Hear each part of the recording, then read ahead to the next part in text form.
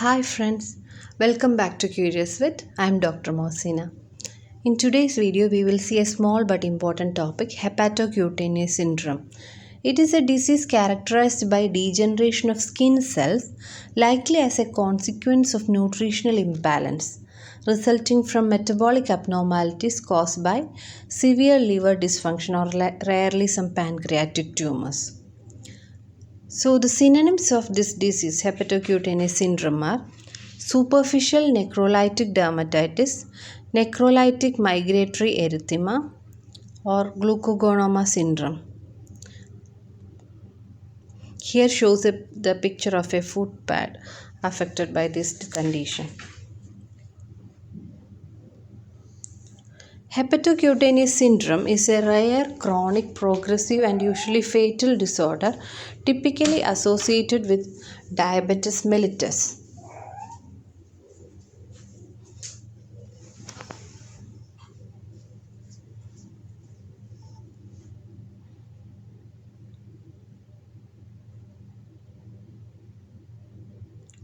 And the liver lesion is very peculiar, that it will be having severe degenerative glycogen like vacuolar hepatopathy that also can accompany pancreatic or neuroendocrine tumors, can also have severe vacuolar hepatopathy secondary to endogenous steroidogenic hormone release or chronic phenobarbital therapy. So such liver conditions can cause degeneration of skin cell, that is hepatocutaneous syndrome. So here comes the gross structure of a liver affected by this condition. The liver represents 3.7% of the dog's body weight and grossly was covered with numerous hepatocellular nodules. The intervening parenchyma is yellow, orange and collapsed. Here comes the stained specimen, stained with hematocillin and eosin, gross. It exhibits nodules of hyperplastic hepatocytes with few to a single portal area. The intervening parenchyma is collapsed with loss of lobular architecture. This is a picture with 5x magnification. Coming to the clinical signs of hepatocutaneous syndrome, there will be bilaterally symmetric crusting and ulcerative lesions found on mucocutaneous junctions and cutaneous regions susceptible to pressure injury like foot pads, ears, periorbital regions, limb pressure points. And skin lesions are characterized by a marked parakeratotic epidermis. So these are some of the skin lesions. You can see the skin lesions are mostly seen in mucocutaneous junction or the areas where pressure injury can happen, like foot pads. Then you can see in other mucocutaneous junctions around the eyes, around the nose, like that. Coming to the diagnosis from clinical features including anorexia, weight loss, lethargy, polyuria, polydipsia, and the different skin conditions.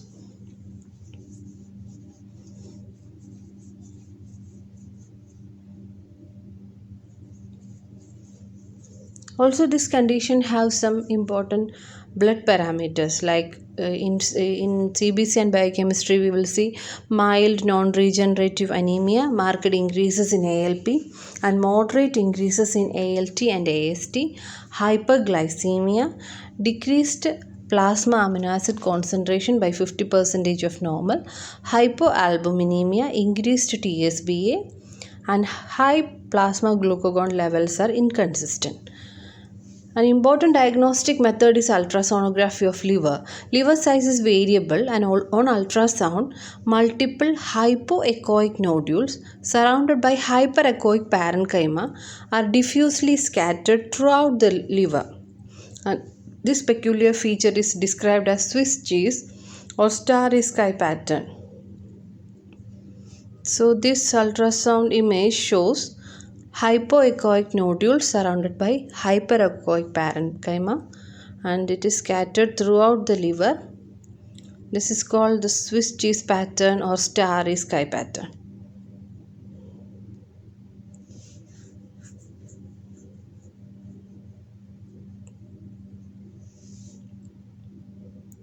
The association between the cutaneous and hepatic lesions is not understood fully, but is speculated to involve hypoaminoacidemia or abnormal zinc metabolism. Liver lesions are not necroinflammatory and are not associated with fibrosis or cirrhosis. Coming to the histopathology, edematous spaces between the cells are filled with neutrophils, necrotic cells, and debris that create an eosinophilic layer. Mild neutrophilic perivascular inflammation is also seen.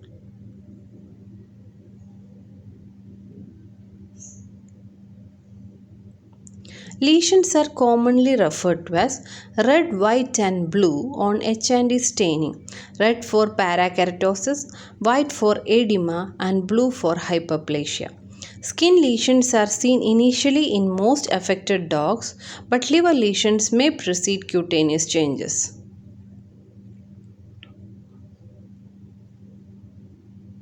So this is the peculiar red, white, blue lesions of histopathology of skin. This is the skin from foot pads at margin of haired skin and pad. In the first image, you can see, and the first one is 4x magnification and second one is 10x magnification. Here you will see red, white, and blue tissue changes. Red is parakeratotic changes, and blue is white is edema and blue is hyperplastic changes.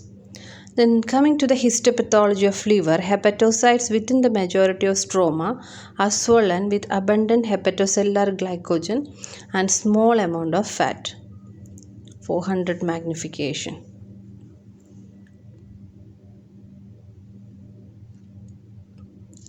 Coming to the prognosis, prognosis for recovery from hepatocutaneous syndrome in dogs is poor.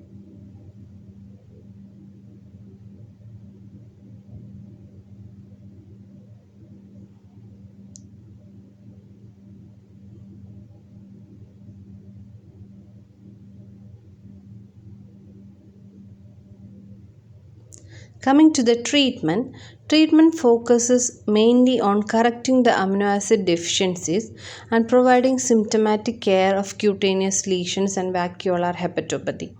In general, corticosteroids are contraindicated for skin lesions.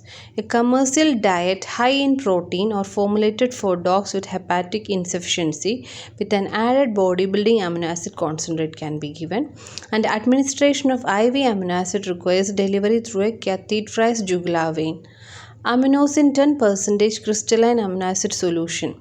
100 ml contains 10 gram of amino acid, can be given IV 500 ml per dog over 8 to 12 hours.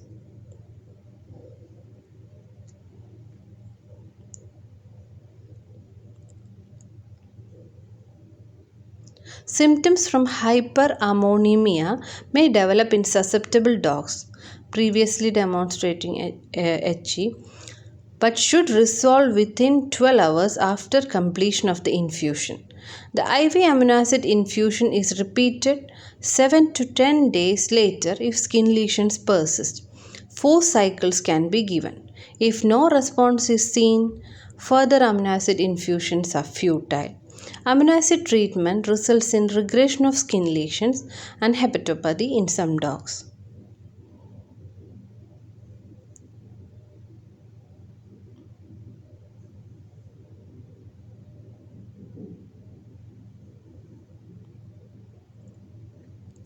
Control of concurrent diabetes mellitus can be challenging because insulin resistance suggests involvement of counter regulatory hormones like glucagon, glucocorticoids, etc.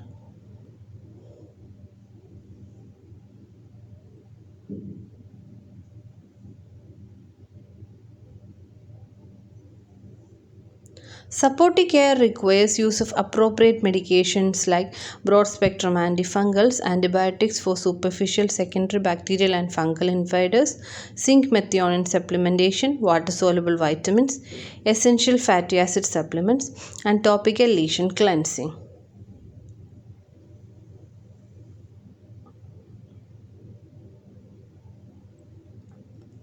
Some dermatologists also recommend treatment with niacinamide 250 to 300 milligram per 300 milligram per dog.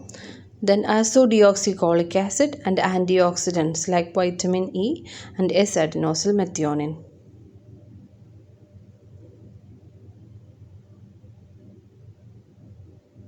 Identification and treatment of underlying metabolic condition is essential for control. Chronic phenobarbital therapy has been an underlying cause in some dogs.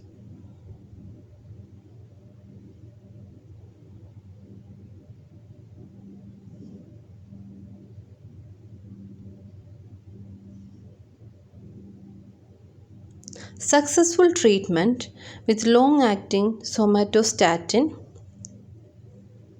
octreotide, prohibitively expensive, has been described in a single dog with hepatocutaneous syndrome secondary to metastatic glucagonoma.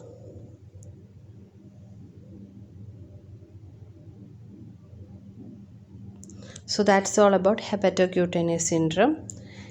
If the video is informative and useful, please like it and share it with your friends and comment your suggestions.